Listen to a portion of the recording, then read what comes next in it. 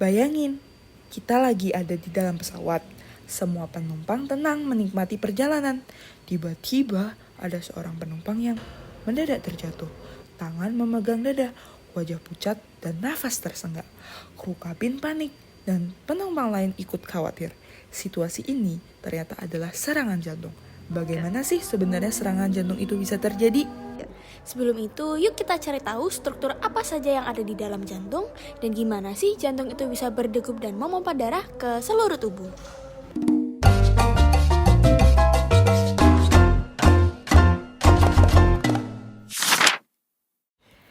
Jantung merupakan organ vital yang berfungsi sebagai pompa sirkulasi darah dalam tubuh. Organ ini terdiri atas 4 ruang, yaitu atrium kanan, atrium kiri, ventrikel kanan, dan ventrikel kiri.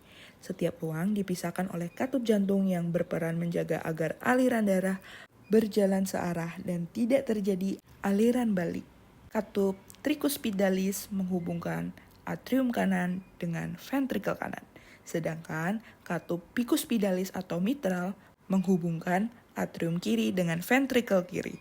Selain itu, terdapat katup semilunaris pulmonal dan aorta yang mengatur aliran darah keluar dari jantung menuju paru-paru maupun ke seluruh tubuh.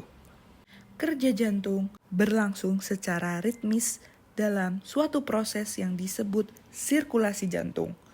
Pada fase diastol, jantung berelaksasi sehingga darah dapat mengisi ruang atrium dan ventrikel.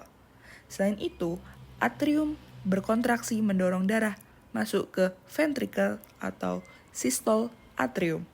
Selanjutnya, ventrikel berkontraksi kuat untuk memompa darah keluar, baik ke paru-paru melalui arteri pulmonalis maupun ke seluruh tubuh melalui aorta yang disebut sistole ventricle. Proses ini terjadi secara berulang sekitar 60-100 kali per menit pada orang dewasa sehat. Agar kontraksi jantung dapat berlangsung teratur, terdapat sistem konduksi listrik intrinsik. Impuls pertama kali dihasilkan oleh nodus sinoatrial atau SA node yang terletak di atrium kanan dan berfungsi sebagai pacemaker alami.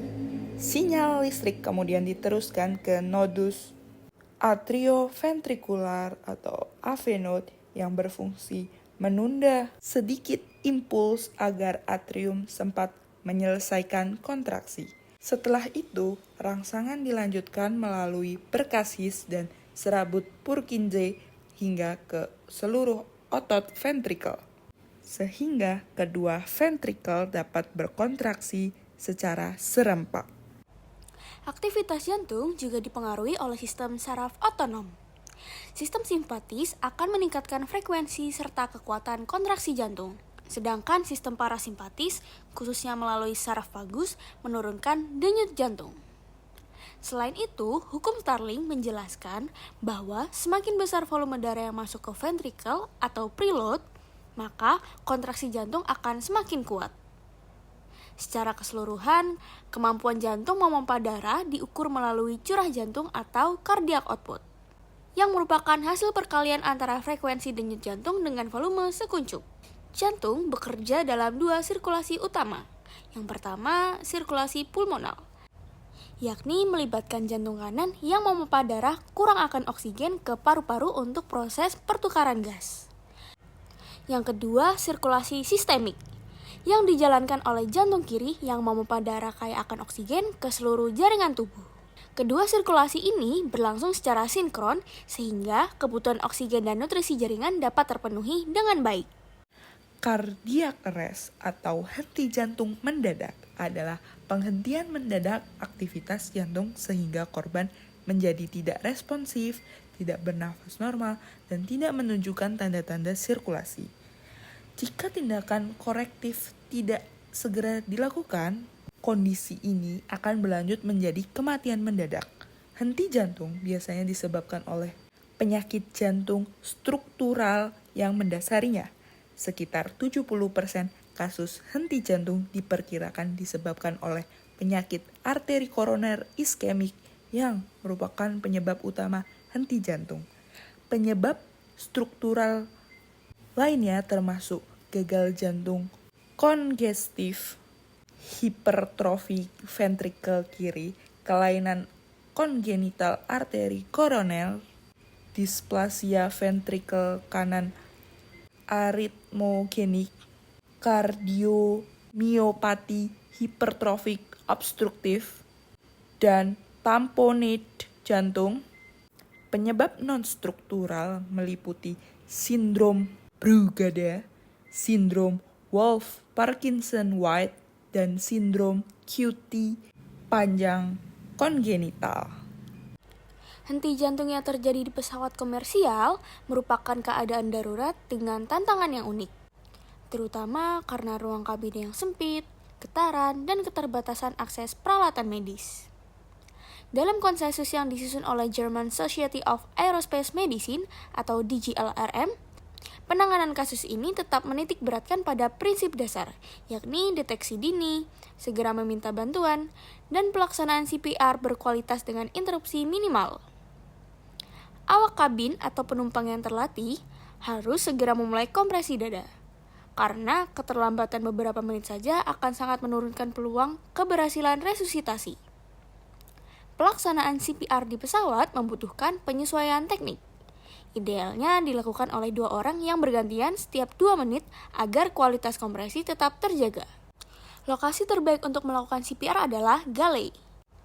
Karena relatif lebih luas, meskipun koridor atau aisle juga dapat digunakan apabila pasien tidak sempat dipindahkan.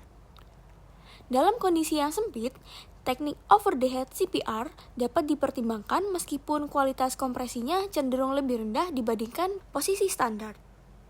Jika pasien dapat dipindahkan ke kursi dengan sandaran tangan yang bisa dilipat, posisi melintang juga dapat mempermudah akses untuk kompresi dan ventilasi. Selain kompresi dada, debrifilasi dini dengan AED merupakan komponen yang penting yang harus disegerakan apabila terdapat ritme shock. Banyak maskapai internasional kini mewajibkan AED di dalam pesawat, karena bukti menunjukkan penggunaan AED dapat meningkatkan angka kelangsungan hidup hingga 50% pada pasien dengan debrifilasi ventrikel. Untuk manajemen jalan nafas, penggunaan alat supraglotik lebih disarankan ketimbang intubasi. Mengingat tingkat keberhasilan intubasi di lingkungan pesawat sangat rendah dan membutuhkan keterampilan khusus. Aspek lain seperti telekonsultasi dengan dokter di darat, ketersediaan akses intravena atau intraseus, serta obat resusitasi tetap penting. Namun, inti penanganan henti jantung di pesawat terletak pada CPR yang efektif dengan segera, rotasi penolong untuk menjaga kualitas kompresi, serta debrifilasi secepat mungkin. Dengan kombinasi ini, meskipun berada di lingkungan terbatas seperti kabin pesawat, peluang pasien untuk bertahan hidup tetap dapat ditingkatkan secara signifikan. Nah, sekarang udah tahu kan gimana mekanisme serangan jantung bisa terjadi? Oleh karena itu, penting buat kita semua sadar kalau CPR itu bisa jadi penolong utama di kondisi darurat. Jangan lupa belajar cara CPR karena itu bagian dari basic life support yang semua orang harus bisa. Siapa tahu suatu hari kita bisa jadi penyelamat nyawa orang lain.